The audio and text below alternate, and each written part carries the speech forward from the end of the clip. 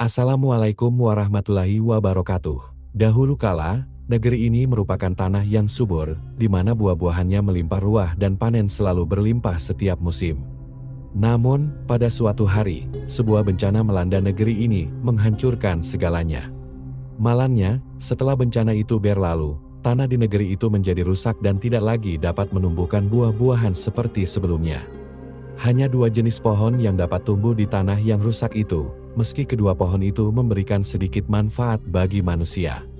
Kisah negeri ini tercatat dalam Al-Quran, bahkan namanya diabadikan dalam salah satu surah. Saudara-saudara yang dihormati dalam iman, semoga kita senantiasa diberi kesehatan dan keselamatan. Amin. Nama Sabah diambil dari nama seorang raja pertama yang memerintah di kerajaan itu, yaitu Raja Sabah bin Yazid bin Yarab bin Qahtan. Menurut riwayat dari Farwa bin Musaik al-Muradi, ada seorang yang bertanya kepada Rasulullah Shallallahu Alaihi Wasallam setelah turunnya surah Sabah. Ya Rasulullah, apa itu Sabah? Apakah itu nama sebuah tempat atau nama seorang wanita? Rasulullah Shallallahu Alaihi Wasallam menjawab, Sabah bukanlah nama sebuah tempat dan bukan juga nama seorang wanita. Tetapi, Sabah adalah nama seorang lelaki yang memiliki 10 anak. 6 di antara anak-anaknya pergi ke arah Yaman, sedangkan 4 lainnya pergi ke arah Syam. Anak-anak yang pergi ke arah Yaman adalah Lahem, Yudas, Yuzam, Hasan, dan Amilah. Sedangkan yang pergi ke arah Syam adalah Al-Asdu dan Al-Asyari. Diceritakan oleh sejarawan bahwa sebelum Balkis bertemu dengan Nabi Sulaiman, dia dan penduduknya menyembah matahari sebagai dewa mereka. Namun, setelah Balkis bertemu dengan Nabi Sulaiman, dia menerima ajaran dan syariat beliau, serta beriman kepada Allah Subhanahu wa Ta'ala. Akibatnya, banyak dari rakyatnya juga mengikuti jejak Balkis dalam memeluk keimanan. Mereka meninggalkan penyembahan kepada matahari dan hanya menyembah Allah sebagai Rabb semesta alam. Sebagaimana tertulis dalam Al-Quran, Surat An-Naml, ayat ke-44. Ya Tuhanku, sesungguhnya aku telah berbuat zalim terhadap diriku, dan aku berserah diri kepada Allah, Tuhan semesta alam. Saudara-saudara yang beriman, setelah penduduk negeri Sabah beriman kepada Allah Subhanahu wa Ta'ala, Allah memberkahi mereka dengan berbagai kenikmatan dan rezeki yang melimpah. Ada setidaknya 4 nikmat besar yang Allah limpahkan kepada negeri Sabah. Pertama, udara di negeri Sabah sangat bersih dibandingkan dengan tempat lain. Bahkan, udara di sana memiliki kualitas yang begitu baik sehingga jika ada orang yang sakit dan tinggal di negeri Sabah hanya untuk menghirup udaranya, maka penyakitnya akan sembuh secara bertahap. Udara di negeri Sabah tidak hanya bersih, tetapi juga memiliki sifat penyembuhan terhadap berbagai macam penyakit. Selain itu, tingkat kebersihan udaranya juga sangat tinggi sehingga hewan-hewan parasit seperti kutu atau penyakit kulit lainnya tidak dapat bertahan hidup di sana, dan tubuh penderita akan menjadi bersih dari serangan parasit tersebut. Nikmat kedua, karena kebersihan udaranya, negeri Sabah bebas dari hama seperti tikus, kalajengking, rayap, nyamuk, dan sejenisnya. Bahkan jika hewan-hewan ini secara tidak sengaja masuk ke negeri Sabah, mereka akan langsung mati. Ketiga, Allah Subhanahu wa Ta'ala melimpahkan rezeki berupa kekayaan yang melimpah ruah bagi penduduk negeri Sabah. Karena itu, di sana hampir tidak ada orang yang hidup dalam kemiskinan.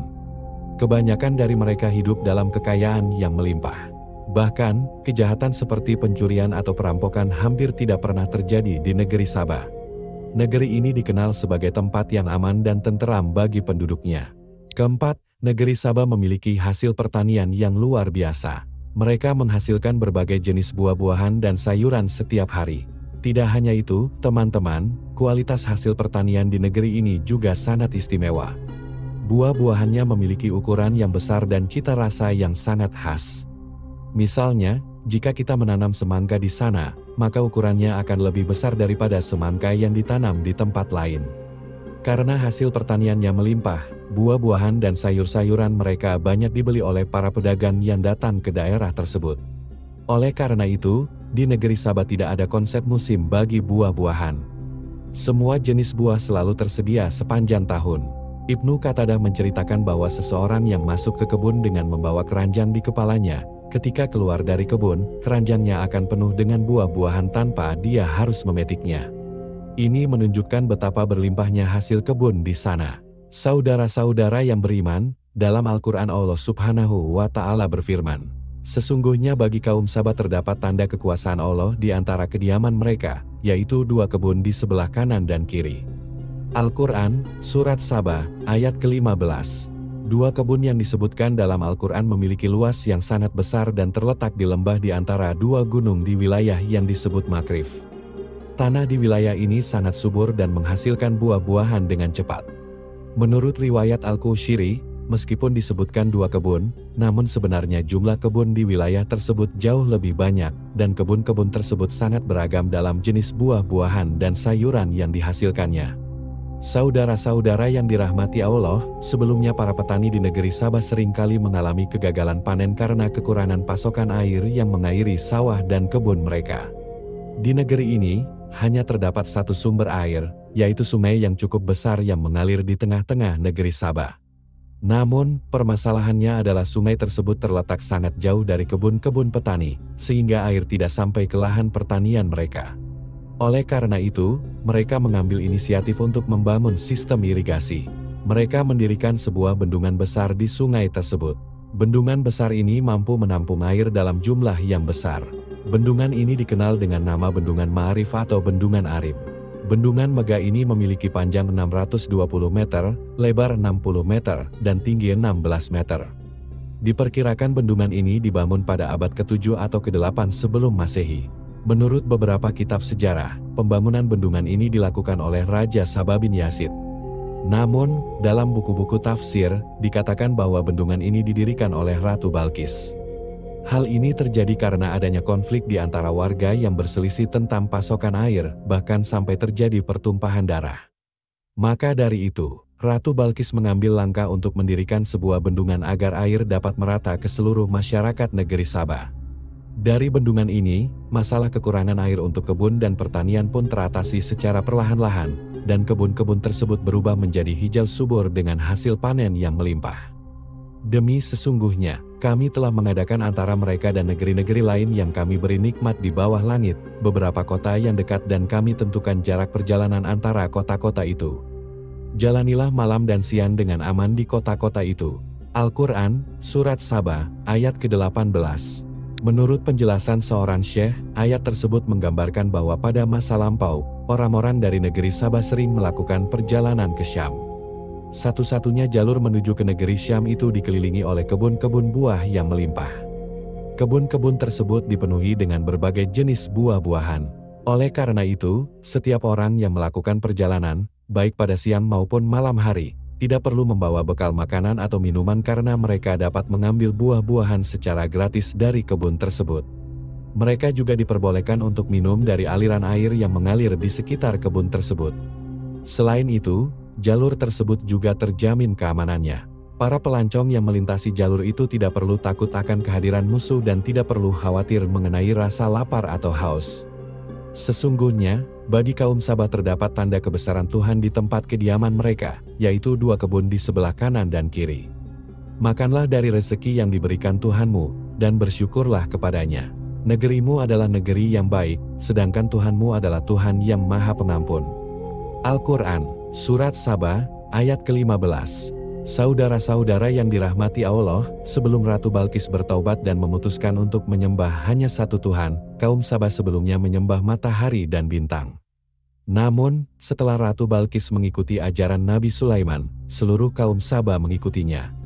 Dengan demikian, seluruh negeri itu bertaubat dan bersama-sama memeluk tauhid, menyembah Allah Subhanahu wa Ta'ala. Dalam periode tersebut, berbagai rezeki yang melimpah diturunkan oleh Allah kepada kaum Sabah. Namun, seiring berjalannya waktu, mereka mulai terbuai dan lupa bahwa segala nikmat itu berasal dari Allah Subhanahu wa Ta'ala. Perlahan-lahan, orang-orang dari kaum Sabah kembali kepada agama leluhur mereka. Mereka mulai menyembah matahari dan bintang lagi. Namun, Allah tidak langsung menurunkan azab sebagai pengajaran kepada mereka. Di negeri itu, Allah Subhanahu wa Ta'ala telah mengutus sebanyak 13 nabi, namun mereka semua didustakan oleh kaum Sabah. Mereka menolak untuk kembali kepada tauhid. Dari sinilah kemarahan Allah Subhanahu wa Ta'ala mulai terasa, dan akhirnya azab diturunkan kepada kaum Sabah sebagai pelajaran. Namun mereka berpaling, dan kami hukum mereka dengan banjir yang melanda Al-Arim. Al-Quran, Surat Saba, ayat ke-16. Terdapat dua versi mengenai penyebab kerusakan bendungan itu. Versi pertama, menurut Ibnu Asyur, bendungan itu jebol karena terjadi perang saudara di antara penduduk Sabah, sehingga mereka tidak mampu memperbaiki kerusakan yang timbul pada bendungan. Kemungkinan lain yang disebutkan oleh Ibnu Asyur adalah adanya musuh-musuh luar yang iri akan kemakmuran negeri Sabah, yang sengaja merusak bendungan. Versi kedua, sebagaimana disebutkan dalam banyak kitab tafsir, adalah karena serangan tikus. Tikus-tikus tersebut memiliki ukuran tubuh yang lebih besar dari biasanya, hampir sebesar kucing. Mereka diutus oleh Allah untuk menggerogoti bendungan yang terbuat dari kayu hingga rusak berlubang. Allah lah yang pada akhirnya menghancurkan bendungan tersebut, sesuai dengan apa yang disebutkan dalam ayat Al-Quran sebelumnya. Para sahabat yang terhormat, kejadian keruntuhan bendungan ini diperkirakan terjadi sekitar tahun 542 Masehi. Ketika bendungan itu retak, air yang ditampung meluap ke segala penjuru dan merusak segala yang ada di jalannya, termasuk kebun-kebun serta segala kekayaan yang ada di negeri Sabah. Mereka semua hancur berantakan akibat banjir yang diakibatkan oleh keretakan bendungan Ma'arif. Ini adalah asap yang dijatuhkan Allah kepada kaum yang keras kepala dan melakukan perbuatan syirik. Harta benda yang mereka banggakan musnah ditelan air banjir bendungan. Tidak ada lagi sorot kesombongan di wajah penduduk Sabah. Mereka pun menyadari kesalahan mereka karena tidak bersyukur atas nikmat yang telah diberikan Allah Subhanahu wa Ta'ala. Sesungguhnya bagi kaum Sabah terdapat tanda kebesaran Tuhan di tempat kediaman mereka, yaitu dua kebun di sebelah kanan dan kiri. Makanlah dari rezeki yang telah dianugerahkan Tuhanmu, dan bersyukurlah kepadanya. Negerimu adalah negeri yang baik, dan Tuhanmu adalah Tuhan yang Maha Pengampun. Al-Quran, Surat Sabah, ayat ke-15. Para sahabat yang dirahmati Allah, setelah air banjir mereda, kebun-kebun yang mereka banggakan sebagai sumber penghidupan, kekayaan, dan kekuatan mereka, hancur berantakan tanpa sisa. Mereka kemudian mencoba untuk menanam kembali kebun-kebun tersebut dengan tanaman serupa seperti sebelumnya. Namun, sayangnya, setiap kali mereka mencoba menanam, tanaman-tanaman itu gagal tumbuh seperti sebelumnya. Mereka layu dan mati dengan cepat. Demi Allah, kami akan menggantikan dua kebun mereka dengan dua kebun yang ditumbuhi pohon-pohon yang berbuah pahit, pohon asem, dan sedikit dari pohon sider. Al-Quran, Surat Sabah, ayat ke-16. Maknanya, setelah peristiwa banjir, hanya ada dua jenis pohon yang bisa tumbuh di wilayah tersebut.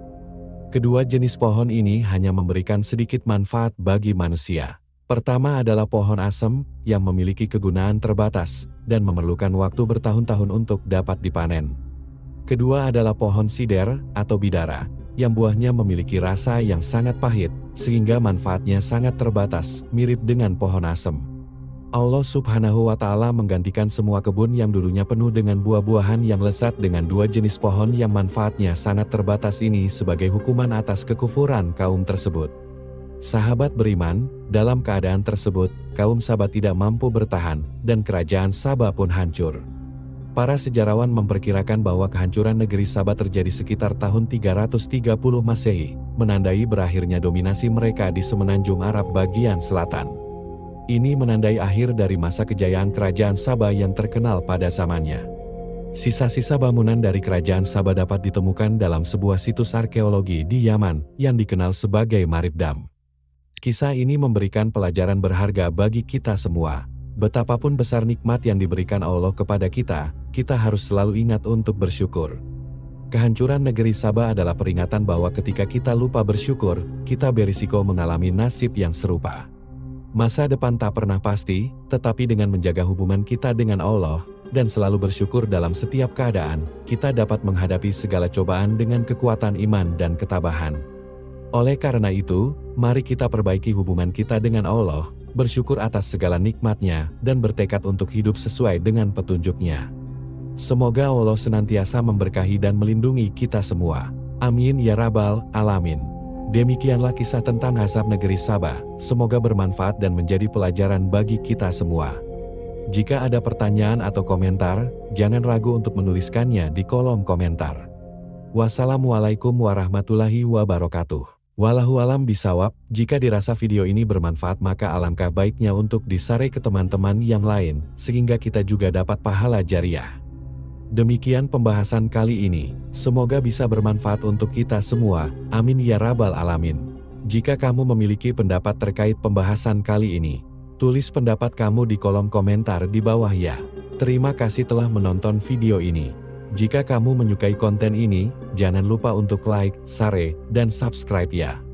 Terima kasih dan sampai jumpa dalam video berikutnya.